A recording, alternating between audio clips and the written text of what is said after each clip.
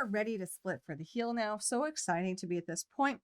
We are going to be doing a forethought heel where essentially we are going to be creating a space for the heel, and we're going to come back later and complete it. Some people call it an afterthought heel. So this is a great way to do a heel, and you're just making that space. That way you can continue on working your stitch pattern across the front, and we'll come back to work that empty space for the heel later. So to do round 1 of the split for the heel, we're going to start by doing a single crochet into split single crochet into the first stitch, and let's go ahead and mark that stitch. Now you're going to work the next 17 stitches across this established stitch pattern for whatever row you need to work next to keep in this pattern.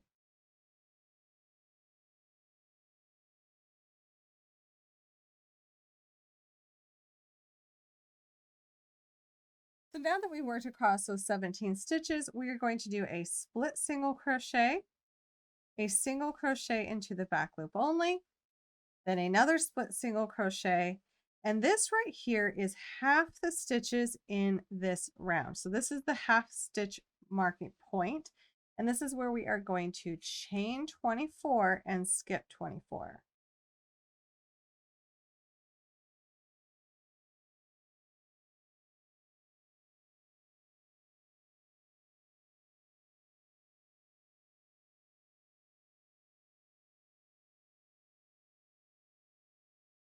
And now when we skip 24, we just have a few stitches left to work.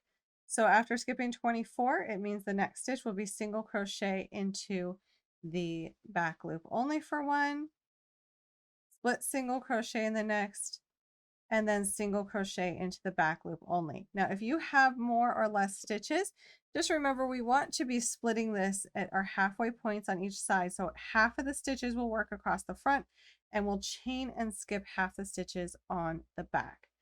So now we have this area. You can see we have this chains here just kind of hanging out. I know it kind of looks funny at this point, but now we're going to work the next round, round 2 of the split for the heel in the stitch pattern. And when we work across here, we're simply going to be placing single crochet stitches into the chain stitches. So I'm going to start by working across the 17 stitches that's on this next part after starting my round with a split single crochet. Now I'll work the next 17 stitches in the established stitch pattern, and then I'll work across those chains.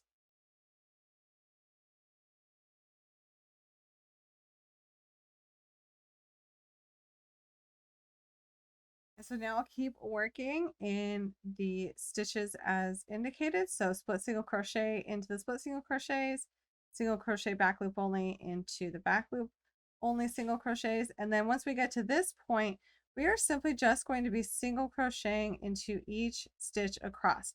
Now remember to make these single crochet stitches set up correctly for the next round, which means make sure you're still pulling up that loop, the first loop there, before completing the stitch, because on the next round you will be able to work into these as normal and they will be ready for you to work into. So I'm going to finish this round. This will complete the split for the heel. And there we have it. Now we are finished with the split for the heel section, and we're all set up to continue on to the sock leg. You can go ahead and try this on. I will take a note here really quick. Try it on and make sure you didn't chain your chain stitches too tight. Sometimes I find if it doesn't fit for people, it might be those chain stitches that were the culprit. Now is the time to find out, because you don't want to do all this next work and find out later that you can't get it on to your foot. If it's really, really tight, you might have to come back and do a few more increases so that it fits appropriately. So this is the split for the heel, and now we can move on to the sock leg.